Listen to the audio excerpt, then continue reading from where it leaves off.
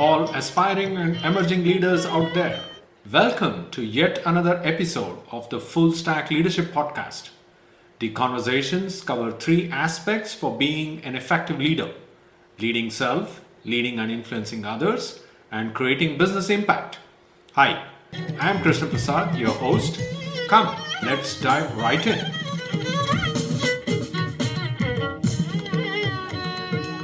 Today, I'm in conversation with Dr. Seshu Bhagavathula. Dr. Seshu, as he is popularly known as in the industry, comes with decades of technology and business leadership experience. He graduated out of IIT Bombay, and soon after, he earned his PhD from the University of Stuttgart in Germany. He started his career as a researcher in Daimler Benz Aerospace and rose to top leadership positions within Mercedes-Benz and the Chrysler Corporation. He later held CTO positions in a diverse set of companies within the automotive industry, like Great Wall Motors, Apollo Tires, and more recently with Ashok Leyland. After corporate leadership roles, Seshu is now very active as a strategic advisor and investor in the startup ecosystem with electric mobility space. He has been an investor and an advisor to Volta Trucks. And more recently, he is the chairman of a Norway-based startup called CityQ, also in the urban mobility space. Folks, I can guarantee you that we can extract a lot of knowledge nuggets in today's conversation. Seshu, welcome to our show. It's indeed a great honor to have you with us today.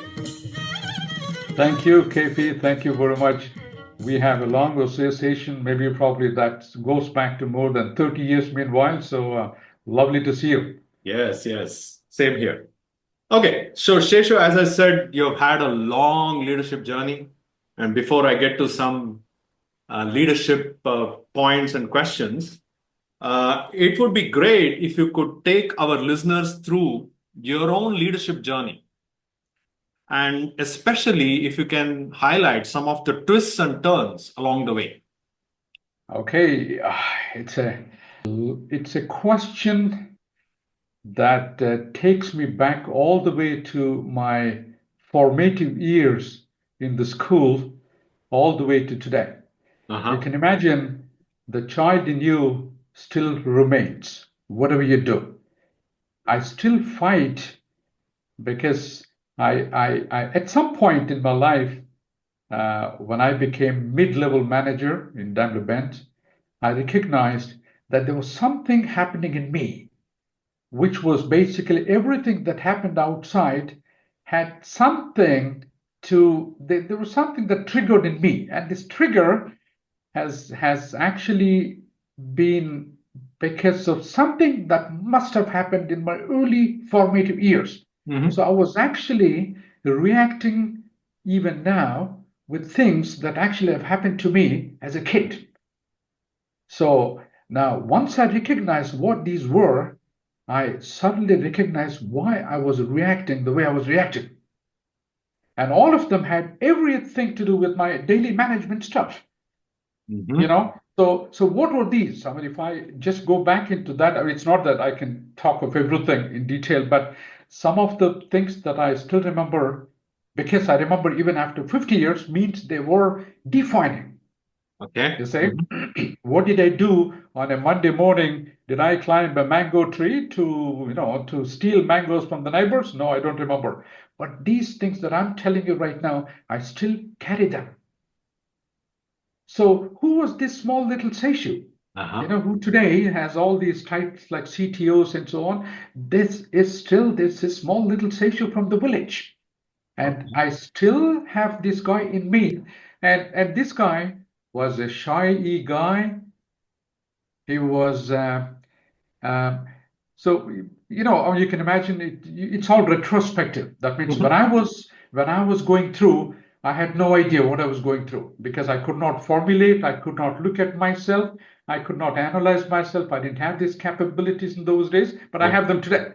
So it's all retrospectively. So this is where things get very interesting. Now, if I look at myself from those times, I look at a small little shy kid, probably even not only shy, probably even someone who is a little scared as well. There are some people who scared me, the headmaster in the school. Now, if I look back, why? Because he always was uncomfortable for whatever reason for me, right? His tone, maybe, or the way he talked to me, maybe. So I avoided him, and we had to share the same road. And so I tried to avoid him as a small little kid. I'm talking about myself, maybe 6-year-old, first class, second class kind of age. Now, I also recognized over the time that every time I went for a movie, a cinema in those days, I came out, felt bad, felt worse. That I never understood why today, in my early 60s now, where I am, you can imagine every time I watch a movie, I remember that I felt bad in those days. Now, this is still with me.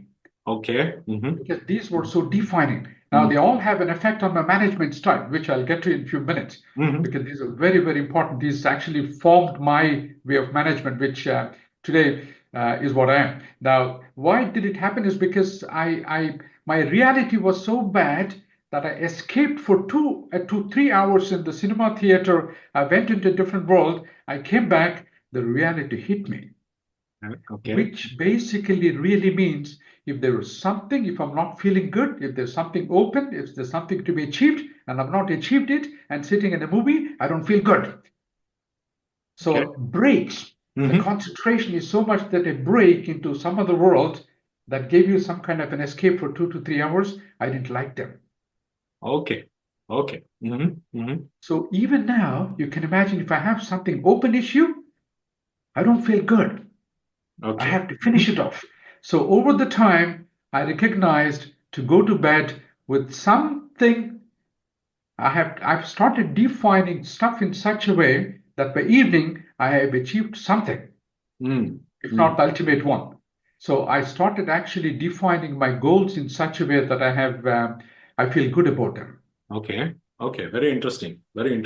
And the other one, which even now, today it's not a big problem for me, but I suffered my whole student time with two things.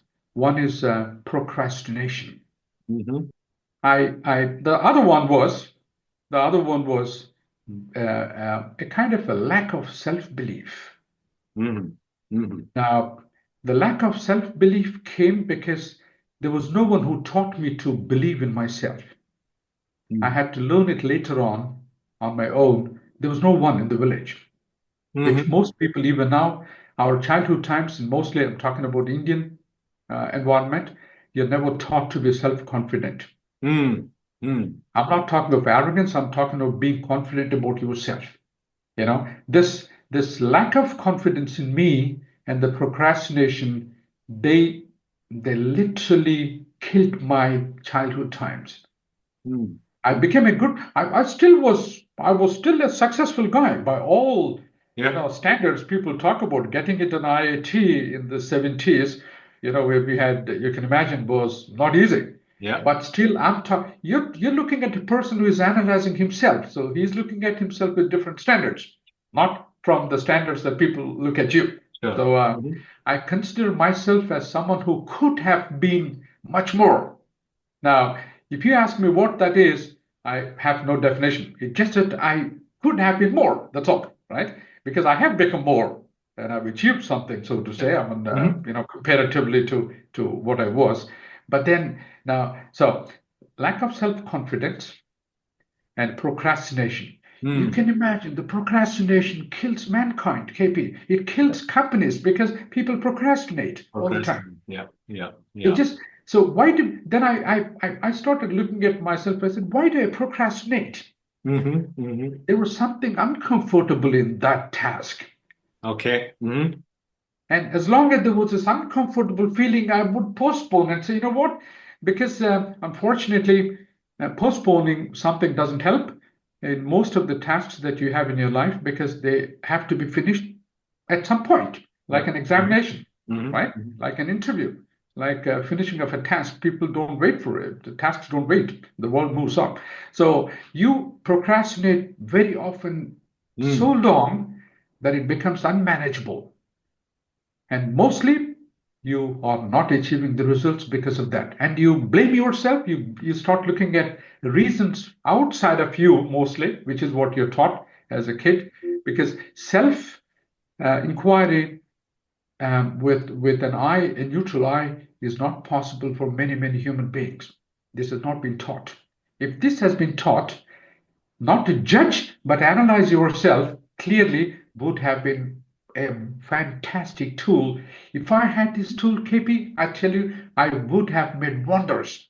I probably would have walked on water, you know. And by the way, I almost walked on waters. I went to IIT, but Yeah. you know, this is but this was not just only in the school. It continued. It haunted me until probably even 10 years ago. I still had traces of them. But now I have no more traces of them. Okay. Today it's like when I know that my procrastination now happens in maybe hours, because in me there's this matured guy that keeps there's this guy who developed himself over the time. He says, Seshu, now this is over. Now I also have recognized over the time procrastination comes because there was something uncomfortable there. Then I write it down. I tell myself what exactly it is. The moment I put that in a language to myself, that's it. I said, shit, this is it. And I know what is uncomfortable. Once I described it, I said, let's go and hit it. Okay. This is fantastic, Sheshu. Like I keep telling our listeners that they can expect knowledge nuggets. And today we already got several. So especially, I think you hit upon a very interesting point about self-inquiry. And we keep looking at leaders at all levels. In fact, they are almost bordering scared to do self-inquiry. And but as you I think pointed out, self-inquiry probably gets you to the next level and next levels and so on. So if I can ask you, you mentioned journaling or writing down in a language, but what were some pivotal moments which gave you that, hey, look, I can become more self-confident, or to come out of this procrastination and so on? Yeah.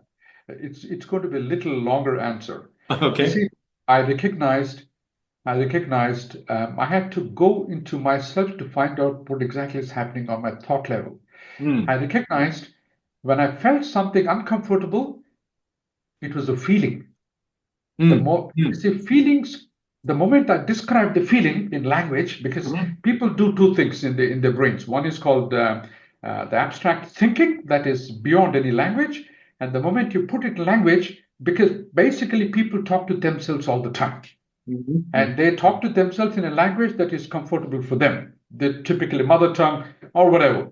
Some people, like Indians, who actually, when it comes to technical stuff, they think in English, most probably. When it comes to the feelings, it's probably something maybe related to their childhood times, in maybe even mother tongue, probably. So I recognized I have to speak to myself. Now, the moment I spoke to myself, I described it. Once I described it, I recognized it's nothing. There's nothing. I recognized also that I have, but this analysis, what I call describing it, had to be neutral. I had to take emotions out. As long as there were emotions, my mind did not allow me to go deeper. It's out of fear. It stopped me at a particular level. For example, there was a time where I stopped because the answer would have been, I would be insulted by hundreds of people. I couldn't walk anymore in front of them, or I would lose my job. But once I said, what happens if you lose the job? The next day morning, you're not dying. Now, once I crossed this bridge, once I crossed it, there were fears. There were underlying fears in me. Once I got them out, I became a free man. I was free. And I tell you, I know I didn't procrastinate anymore. I was finishing up tasks. I was being successful. Now, I was being sometimes very successful, sometimes less successful. And I changed my goals over the time because I knew I was being less successful in certain things. But I was always successful because I never procrastinated. I did not wait because I started working on them. I started corrections because as you start, it's not always straight a goal. The goal requires maybe certain corrections, but because I was doing, I also could correct it. So I always made successful stuff over the time. You see, it became so well, not easy, but it became so obvious, so to say. That's fantastic. So I think you hit upon the real core of leading self in our leadership stack, all right? So would you relate this to what we generally refer to as get out of comfort zone? I know like what you spoke about is a little bit more profound, but in everyday language, leaders keep telling, oh, get out of comfort zone and do something different and overcome some fear. So would you be able to relate to leadership courage, overcoming fear, getting out of comfort zone? Yeah, you see, but absolutely. I had thousands of people reporting to me, right? So, and I mostly was successful in getting my troop to deliver results so that the company made profits. That's a relationship, right? So it's all about people. People make money. People make companies successful. If companies are successful, they will be able to invest in people's empowerment, people's future, and it's a cycle. So that means basically it's a people. And how do you manage them? Is everything. So now imagine someone like me who did this analysis. He also looked at the people with those eyes. I have seen the fears in people. Now I address them. So one of the things I recognized is that people want recognition. It's all about they have to feel good. I also recognized that if you lose people one time, you lose them forever. He's no more 100% with you. Now, you insult one of your employees, mentally you lost him. You lost him forever. He will never, ever forget. You see, it's like people say, I don't probably know what you said 10 years ago, but I still feel how I felt with you 10 years ago when I met you. Okay. It remains with you all the time. That's the reason when you meet some people, you always have this feeling, I feel good with him, and I don't feel good about him, whatever. It's because he left that impression. So I'm so conscious about it. So I never touch the self-respect of people. Because first thing is I decided if you want to do anything, you should never lose the people forever. So I never touched the self-respect layer, which is the lowest part of any human being. So the rest is I also recognized that there are always issues, there are challenges in a corporate world, and people know that they just can't get more money every day, right? What they require is some encouraging words. They require feedback, and the feedback has to be neutral to positive, right? No judgment. No judgment, yeah. If you remove emotions out of it, now I worked with many nationalities. Look at Japanese and Brazilians and Americans, and in meetings we had all of them. Now, how do you impersonalize a meeting is by looking at the points, not taking the emotions out means you would not say, we will have to get this done by hook or crook. We say, this is the date to be finished. Now, you see, it becomes neutral. Japanese, Americans read the same sentence. There's nothing emotional there. So you can de-emotionalize everything in such a way you remove the national specific whatever that happens in meetings. Wow, fantastic. So I kind of, couldn't stop smiling because it's almost like accent neutralization. So you're working with different nationalities and you almost make it emotion neutral so that everybody gets the point. Okay, please continue. Okay, so when I look at my people in my organizations, I look at the combination of these people who have fears, right? And as I said, the first thing I do is never to get to the lowest level part, which is self-respect.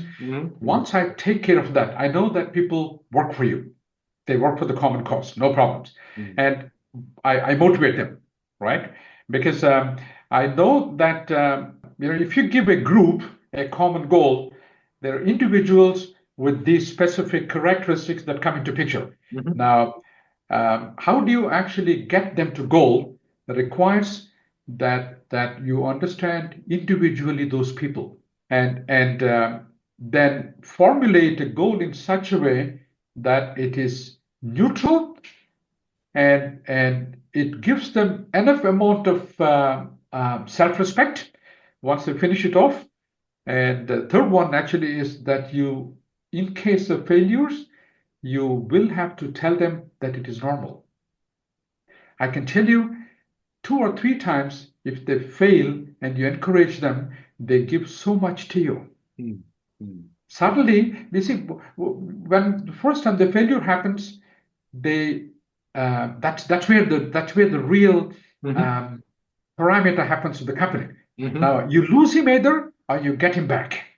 Now, if you get him back, he will give you so much because now he recognizes making a failure is no problem. So there is no punishment happening, right? Yeah. So you free him up. You free him up so much that he becomes a very valuable resource for you. If you have the small little conversation in the corridor, even during the tough times, and still smile with him, you got him. He'll give you everything for you. Okay. So is it almost like you creating like a psychological safety net for your people, and at the back of their mind they say, okay, my leader will allow this failure if it's a genuine failure, not like intentional and so on, and that's when you say people will go the extra mile. Exactly. Absolutely. Okay. Yes. Okay. Yeah. Excellent. So, that also leads me to one other question, because I think you have gone so deep into this self-inquiry and so on. We hear leadership vulnerability nowadays a lot. Leaders should be vulnerable and they cannot be superhuman and so on. I kind of link it back to your leadership courage, overcoming fear, get out of comfort zone. What are your thoughts around leadership vulnerability?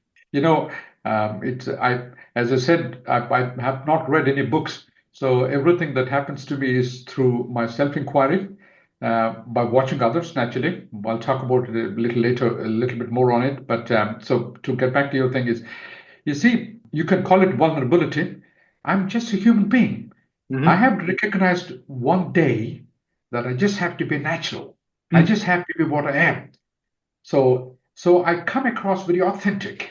And also at the same time, I recognized people immediately find out how authentic you are. You can put whatever language you want. People make out. They may not be able to tell you that they made out, but they make out, right? And the moment they make out that you're not natural, you're not authentic, you're like one of those managers who's acting, you read in some book and then you're repeating that, saying this, that, whatever, they notice that. An authentic leader is vulnerable in the language that you're using. Yes, he is vulnerable naturally, in many ways. And there were times we were all having to go through some unsolvable problems.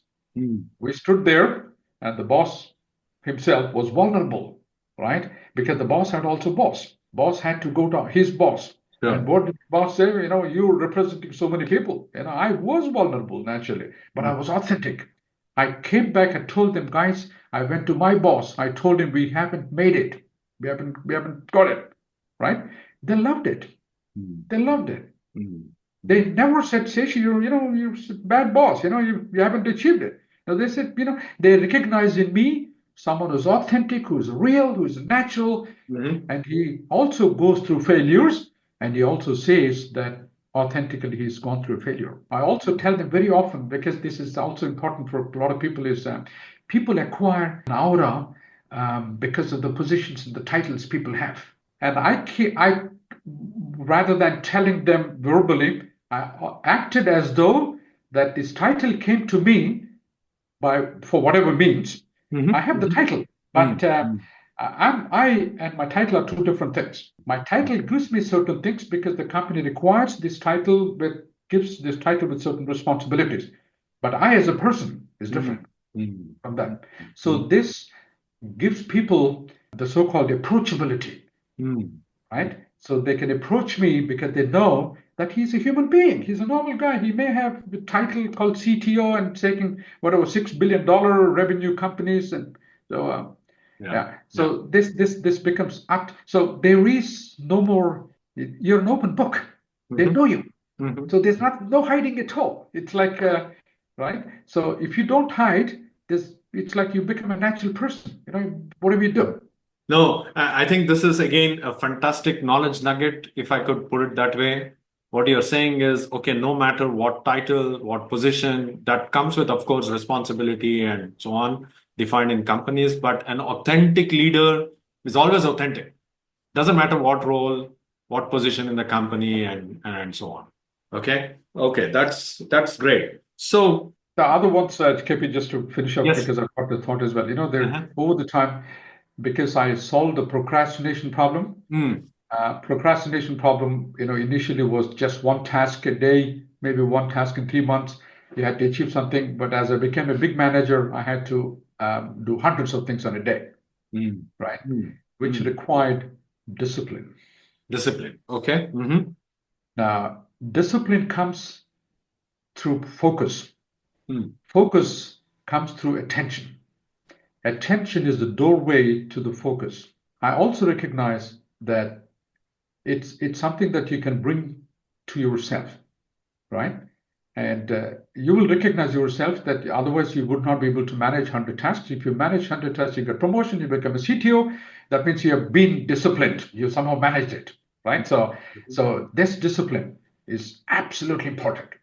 And to be punctual, discipline is everything to the punctuality. So I can tell you, there are two things I can tell you when I look at people. If they come 2 minutes late, I know I'm not important for him, or he does not consider what we're going to talk is not important, right? It's very simple. And if I also listen to people when they talk more about more with complaining tone, I know he's not satisfied with himself. Okay. People who are satisfied with themselves always talk of positive things. They talk of neutral things. They don't complain. They describe, but they don't complain. So anyone who complains has a problem with himself. Okay, complain versus neutral description. Okay, I got one more knowledge nugget. So, I mean, I think I come back to this discipline, focus, attention, and I was kind of really wanting to ask this. Like you've led a lot of corporate roles. Now you're in a startup world, which is a very different world. Every day, I think you will face all kinds of challenges, whether it is the new market, new regulations, especially in urban mobility and so on. One question that keeps coming up, especially with middle managers, is, oh, I have too much to do. I don't have time. There is something called manage your energy. So I'm very curious because I know you're a marathon runner. What are your thoughts, and can you share something with our listeners about managing body, mind, energy, and in turn leading to all this discipline, focus, attention? Yeah, I can only give examples based on my life. And number two, I've not read books, so my language is also very natural, because I haven't read anything outside. So I was evolving all the time. I was watching myself. So I wasn't feeling good by doing certain things. There was a time I used to live 2 weeks in the United States, 2 weeks in Stuttgart in Germany. And time differences, right? And across the continent. And it became a little too much on my body. So I was already inclined to run. So over the time, I had to do something for my body. That means I had to do something for my brain, the mind as well.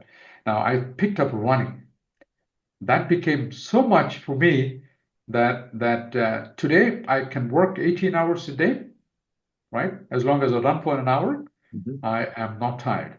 And I never get tired. I get only tired if I have run a full marathon, like 42 kilometers. Even half a marathon, I just come home and then work normal. 21 kilometers, no problem. That's because over the years, I trained myself to be that. It's a determination. And I also recognize that running was the best. It suited me because runners are long-term planners. You can't just today take a decision and run 42 kilometers. You have to, it takes years before you get there. You have to finish up 10 kilometers, 15s and 21s and 32s and so on. So I suddenly recognized I can also plan well. Okay. And in most modern jobs, it's not something you do within one day. You have to be able to plan years ahead in some cases, like automotive ones, and sometimes a year ahead, sometimes months ahead, and keep that for months long, right? So, and if you can't plan, it's not possible to achieve those. I mean, you make a plan and you correct, which is what we do as marathon runners. I have a special strategy for first 10 kilometers.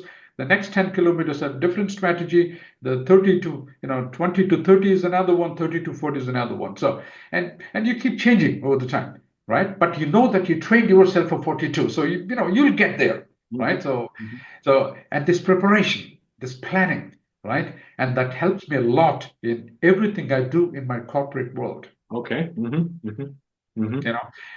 But that's because, as I said, that's me as a person with this particular specific interest and using running as a tool for my corporate life as well. But you could do other things as long as you're inclined to do other things. Yeah. But I think I know in the middle management people say that there are other things too. I come back to the same thing. People say that they do not have time.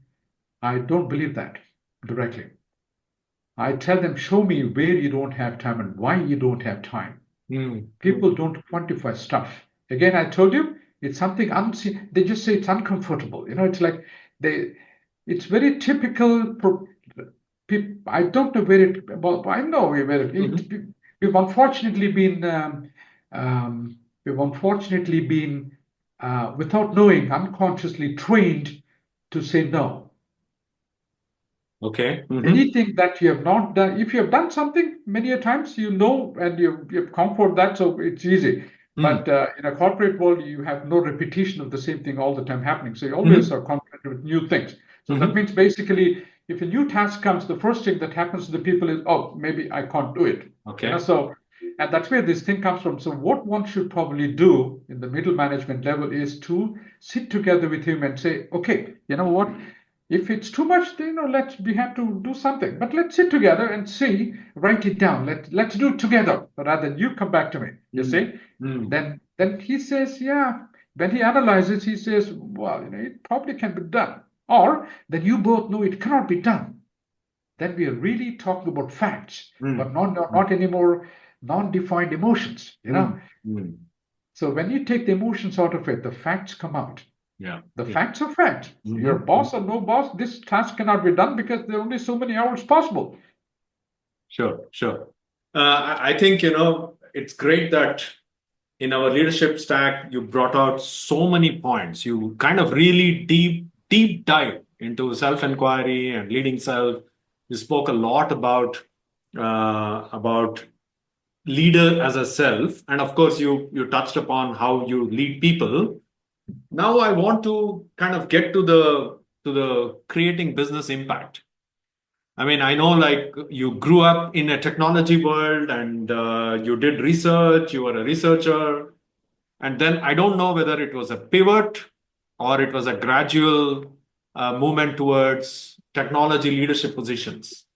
Can you kind of take our listeners through like what was the transition like? Absolutely.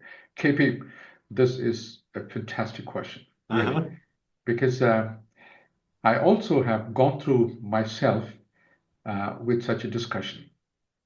As I told you, I'm a continuous analyzer. I analyze myself. This is it.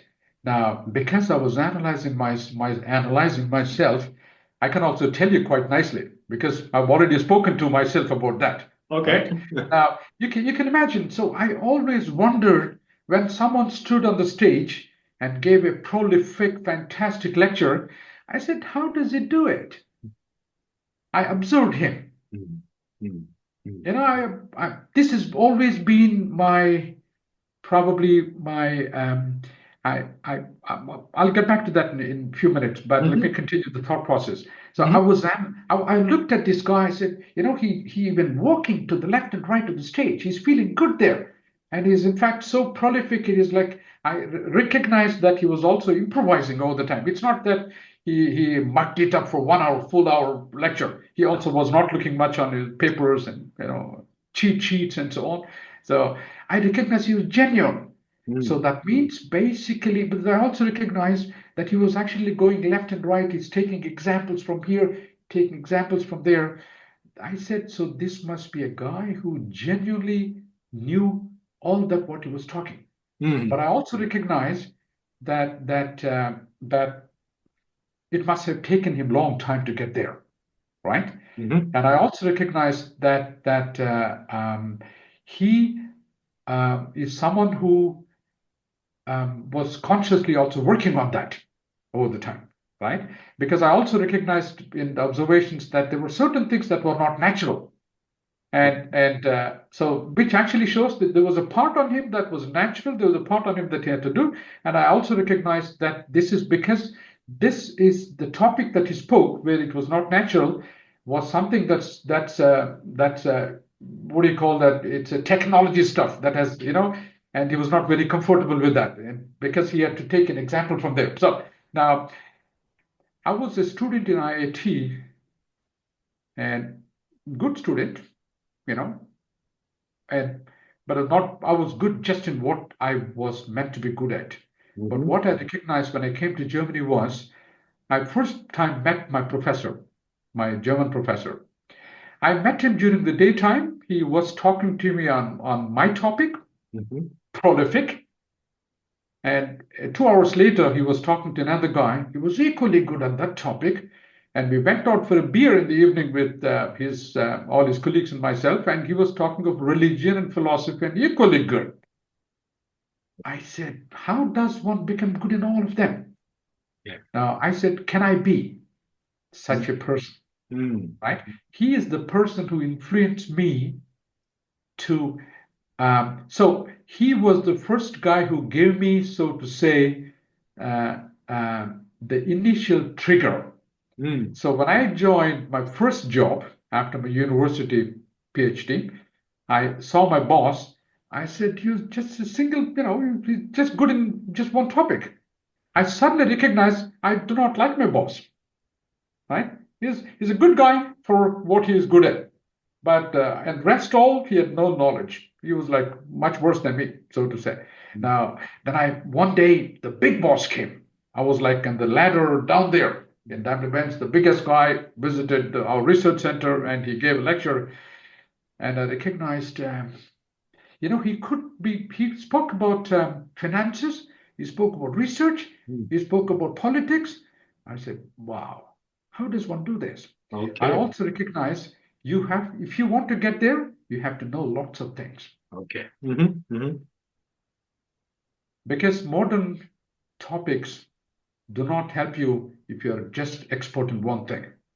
You have to have an effect of your knowledge on all the other things. If you're a technical person who develops a vehicle, you also have to know that the vehicle has to come at a certain price. Bill of material cost reduction. You have to know that there's a price of every part and it has to come down. You have to be automatically a person who understands the finances. And you also have to know that these parts can be bought from customer, from suppliers. So you need to have negotiation competencies, right? And developing a product does not in itself serve the purpose. They have to be sold. So you have to understand from the sales guys, how can they sell this vehicle? So you have to understand sales as well. So imagine that over the time you grow and grow and grow, knowing all of them, you're equally a sales guy. You're equally an engineer. You can plan. You can already know when you would hit an EBITDA zero, right? So you will be able to actually read profit and loss account and a balance sheet of a company, and you're called CTO at the same time. Okay. Now, this is what is required. Yeah. This, I think, is going to be, the way you described it, I'm sure a lot of our aspiring leaders will find it a bit of a stretch, I can imagine, because that's one key question which keeps bothering a lot of people that, okay, I'm good at my function. Maybe I understand technology. I understand, a specific aspect, but how do I actually get comfortable with other functions, finance or sales? What are some tips for them? Is it through meeting people? Is it, I know, like you said, you don't read books maybe, but I'm sure you read, maybe papers and articles and whatever. Are there some tips for our listeners? There is something what we call the interfaces. Mm-hmm. Your job has an interface. Mm. In a simplest description, an interface has an input and an output. Someone gives you something in an organization, right? It could be an order from your boss, or it could be a pre-development division, research division giving something to development guys. So there's an input and there's an output. You give to someone. Now, as long as then, and there is something what they call from the top, there's an input, there's an output, that's called influencing parameters, Mm-hmm. which is the constraints. Like this, it has to be done with so much of money in so much of time, right? So the input and output have to be complied with these influencing parameters. Now, you're already busy understanding the input and the output. That itself is a big thing, right? If you master these, why don't you master the ultimate goal? Because you see, what do you do with what you do and how you relate this to the company goals? Now, this is the fundamental one which your clients and your students would love it, because ultimately you're working for a company, right? Very often I can tell you, in most of the companies I know, this is not communicated. People don't know what is the goal of what they do. It's like they just have no way of knowing what happens to the company from what you do. I can tell you, every person in the company is doing something for the ultimate success of the company, by the way. And it's never defined. You don't have to define very concrete, but you should be able to express it. Okay. Mm-hmm. You can also express what happens if this is not achieved. As we said, companies have to make profits. If companies don't make profit, they cannot employ people.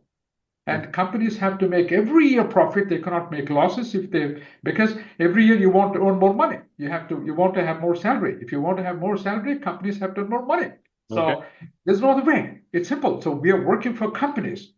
So when people tell me that companies, they're making too much of profits, and they should do whatever, companies can only invest in the future of your company if they're making profits. If they make profits, yeah, absolutely. I think that's well summed up. In fact, there is one conundrum which we keep encountering. Senior leaders, a lot of times complain that the middle level managers are not able to understand the company goal. Whereas the middle-level managers, somehow either they are not clued into the company goal, they're deeply buried in their own function and so on. So is it like a two-way street? The senior leadership has to do something as well as the middle managers have to do something? Let's analyze this a little bit more. Mm-hmm. Now, why is it, for example, the top-level goals are designed and defined right at the top. That means the top team will have to communicate that to the lower team. If they're not doing it, let's look at why are they not doing it. There are only a few things. Number one, he finds himself, the information is uncomfortable for him to communicate. Because if it's a normal thing, why won't you communicate? Which you do to your child, right? Which you do to your wife, your partner. But in the office, you're not doing it for whatever reason. That means basically there's something uncomfortable for this guy, this big manager. Now, where does this uncomfortable thing comes? Because he himself believes that it's not possible. Okay. Number one. Number two, there's something you have to imagine, by the way. In a modern company, there's 3 people waiting below you to replace you. Okay. Now, there's a personal element here as well.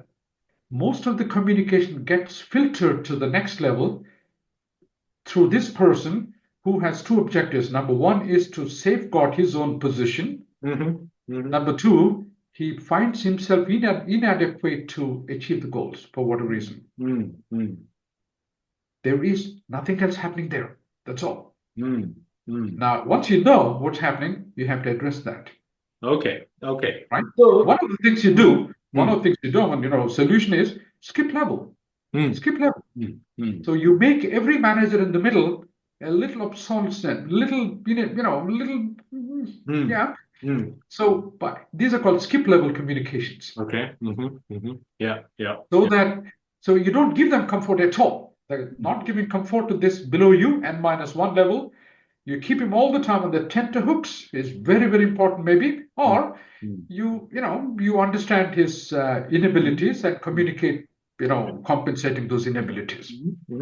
Yeah, I mean, looking at the positive aspect of this is at every level of leadership, they need to know, okay, what is at stake for the company, and as long as they're able to communicate that in a positive frame and understand the challenges, I think that's a good way of this communication. Both ways, from bottom and to the top. Sure. Staying on this business impact, so. If I'm a very technology focused manager and so on, so I think you gave some very useful hints about, do you have a better understanding of the company goal and the interface to the different maybe functions, etc. Right? What else in terms of longer term? I mean, how much should I be aware of what's happening in my industry? 3 years from now, 5 years from now, because it's so difficult today. In the complex world. I think today, with all the dramatic and fast, rapid changes happening, I think you probably have to spend more than 30-40% of your time learning what's happening outside there. Right?